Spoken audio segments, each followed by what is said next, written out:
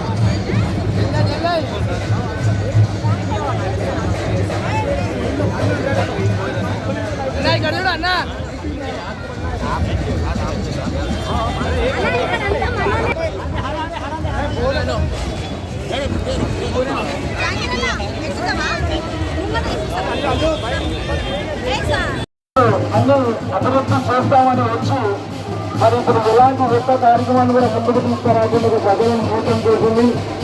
అలాంటి వాళ్ళు మళ్ళీ ఎంపీగా నిలబడితే ఏ మనం పెట్టుకుని ఏ లాగుతున్నారని మనకి ఆలోచించాము.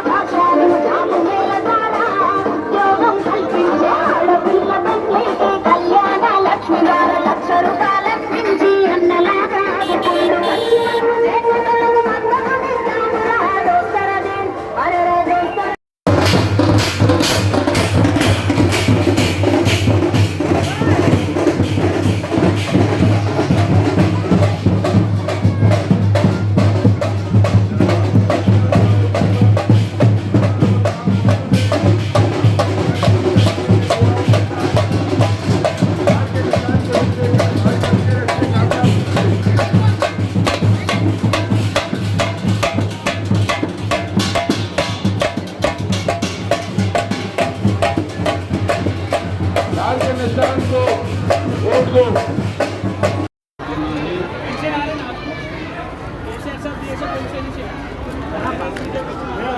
शुक्रिया शुक्रिया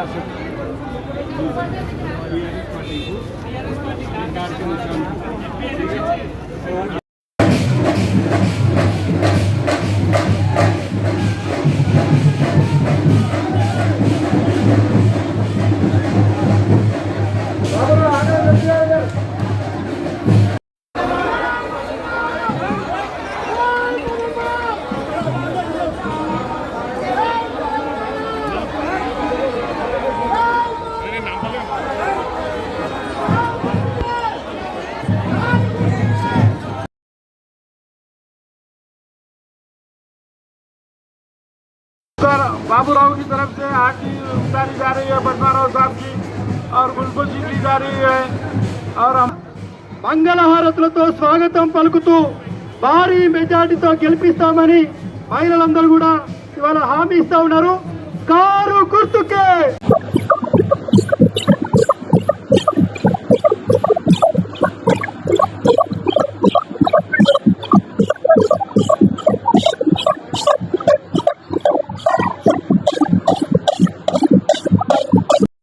कामयाब कीजिए, कार के निशान को वोट दीजिए और केसीआर साहब के हाथ मजबूत कीजिए.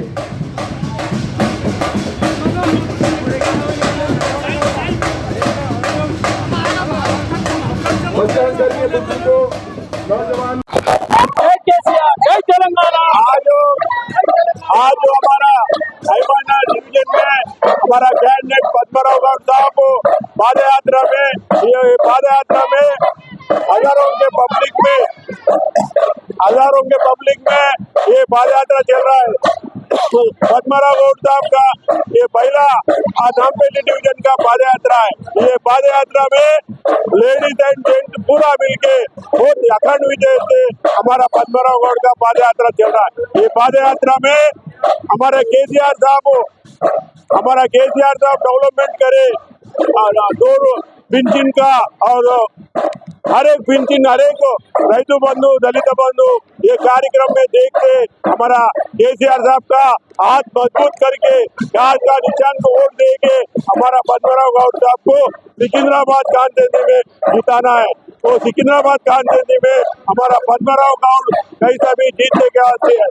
ये हमारे हाईमाना डिवीजन ये टर्निंग पॉइंट है. ये पूरा हाईमाना डिवीजन से हम लोग आज जीत रहे. ये पूरा नामपल्ली कांतेंदी में 1 लाख वोट से हमारा मेजॉरिटी आता है. उसके बाद से पहला यहाँ से हमारा नामपल्ली कांतेंदी यहाँ से स्टार्ट करे हुए. जय तेलंगाना, जय केसीआर.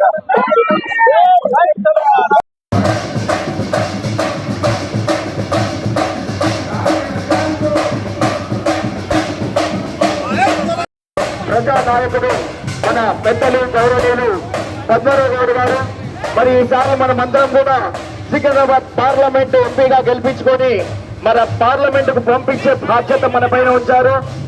कार के निशान को देकर हमारे उम्मीदवार पद्माराव साहब के हाथ मजबूत कीजिए, केसीआर साहब के हाथ मजबूत कीजिए.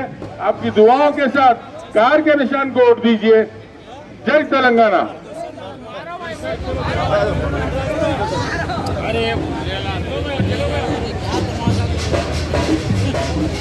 मतदान करके बुजुर्गों और भाइयों आप तमाम लोगों से गुजारिश की जाए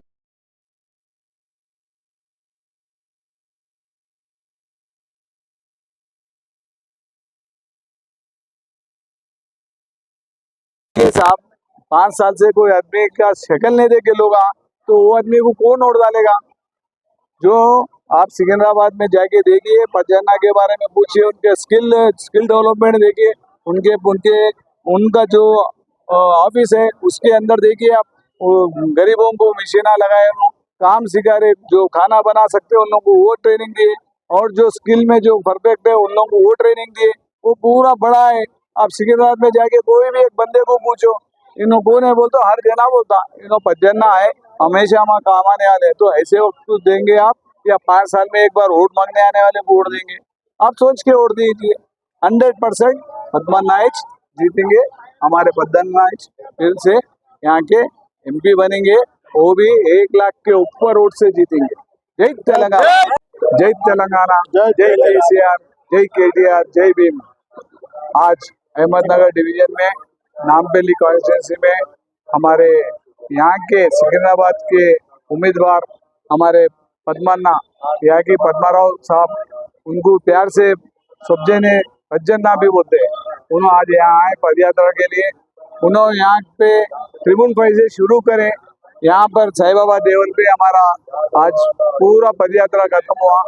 वहाँ से यहाँ को आने 1 किलोमीटर था, मगर यहाँ वहाँ से यहाँ को आने 4 घंटे लगे। आप पब्लिक का रिस्पांस देखो उसमें कैसा था। पब्लिक घरों से निकल के उनको शाला आरतियाँ हर चीज करे, क्योंकि उन्होंने एक मास लीडर है और उन्होंने अपने सिकंदराबाद का आवाज बरोबर दिल्ली में उठाने वाले आदमी है।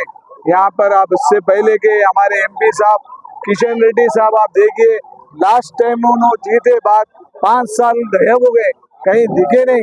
पानी आया जब भी उन्होंने पानी में उतरे तो पाँव को ऐसा ऊपर कर लेते हुए पानी में उतरे। मतलब जो आदमी अपने को खिदमत नहीं कर सकता, वो से आदमी को अपन वोट डाल के अपना वोट क्यों बेकार कर लेना। अपन ऐसे शख्सियत को जिताना जो हमेशा पब्लिक के काम में आए, पब्लिक के साथ रहे, पब्लिक को कब जब जरूरत पड़ी जब उन्होंने साथ देना। मैं आपको एक छोटी मिसाल देता हूँ। 8 दिन पहले एक साहब गुजर गए हार्ट अटैक से, तो गांधी हॉस्पिटल में वहाँ पर उनको गुजर के बाद वहाँ मॉर्चरी में लगाए थे, मगर पद्मना फोन करके उनको मदद करके उनका बॉडी दिलाए।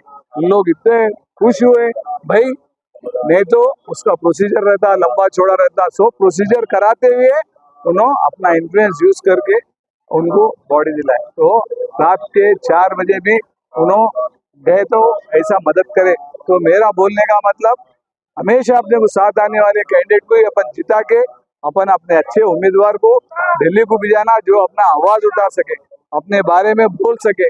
अपन यहाँ से किसी की सूरत देख के वोट डाले, किसी का चेहरा देख के वोट डाले, उसे कैंडिडेट को भिजा के मतलब नहीं। और आपको सबको मालूम है अब कांग्रेस का हाल क्या है, करंट का हालत क्या है, पानी का हालत क्या है, उनको पेंशनों का हालत क्या है। शादी मुबारक गायब हो गया, अपना रैतु बंधु गायब हो गया, पानी आना गायब हो गया, करंट गायब हो गया। मतलब अपन आने के लिए गवर्नमेंट में आने के लिए 1000 झूठ बोले, गवर्नमेंट में आगे बाद 100 दिन में अपनी असलियत बता दिए। तो पब्लिक उनके ऊपर भरोसा नहीं कर रहा। फिर पब्लिक जा रही केसीआर साहब ही आना, केसीआर साहब का ही हुकूमत रहना, फिर केसीआर साहब के ही एमपीयां जीतना और वहाँ आवाज उठाना। तो मैं सबसे गुजारिश करता हूँ, आपका कीमती वोट कार को निशान को देकर पद्माराव साहब को जिताइए, अपना आवाज दिल्ली में पहुंचाइए। जय तेलंगाना। राष्ट्रपति आवाज में उठा रही है। नरेंद्र मोदी का बयान आता है कि कांग्रेस गवर्नमेंट अगर बनती है तो हिंदुओं के महिलाओं का मंगलसूत्र निकाल मुसलमानों को दे दिया जाएगा, उसके ऊपर क्यों आवाज उठाई? अब उन लोग भाई बड़े बड़े लोग आए, वो बड़ा भाई है, इन्हों छोटा भाई है, उन्हों बड़ा भाई छोटा भाई बोलते, उनको बड़ा भाई बोलते। फिर उन्होंने हमारे राहुल साहब बोलते कि मोदी साहब का हुकूमत सही नहीं है। फिर उन्होंने बोलते हमारे को गुजरात मॉडल चाहिए बोल के यहाँ रेवंत रेड्डी साहब बोलते। फिर मोदी साहब बोलते कि हमारे राहुल साहब बोलते कि मोदी का गुजरात मॉडल हमें नहीं चाहिए। उन्होंने बोलते हमारे को अदानी और अंबानी अच्छे दोस्त है, उनसे हमारा बिजनेस होता बोल के यहाँ रेवंत रेड्डी साहब बोलते। फिर राहुल साहब क्या बोलते, इन दोनों जो भी काम करते वो अदानी और अंबानी के लिए करते। तो उन्होंने बोलने का एक है, करने का है कि उनका राहुल साहब एक बोलते, रेवंत रेड्डी साहब एक बोलते। तो बड़ा भाई छोटा भाई कौन है आप देख लिए ना भाई। अब उससे आपको हर चीज का साफ खिल्ला खिताब दिखता। हमारे केसीआर साहब सेकुलर है, सेकुलर हुकूमत थी, गंगा जमुना की तहजीब थी। 10 साल में कोई कर्फ्यू नहीं हुआ, 10 साल में लाइट जाने का कोई मतलब ही नहीं था, 10 साल में पानी का कोई दिक्कत नहीं हुआ। वही 100 दिन में पानी की दिक्कत भी चालू हो गई, करंट भी जाना चालू हो गया, हर चीज गोविंदा गोविंदा हो गई। मतलब गवर्नमेंट चलाने नहीं आता, वहाँ नाम बदनाम दूसरों करते। इसलिए आप सोच समझ के आप कार के निशान को वोट डालिए, कार के निशान को वोट डाल के पद्मन्ना को जिताइए, केसीआर साहब के हाथ मजबूत करिए। केटीआर साहब गए बाद से आईटी की हालत क्या हो गई देखिए आप, आईटी का रंगम कैसा हो गया देखिए।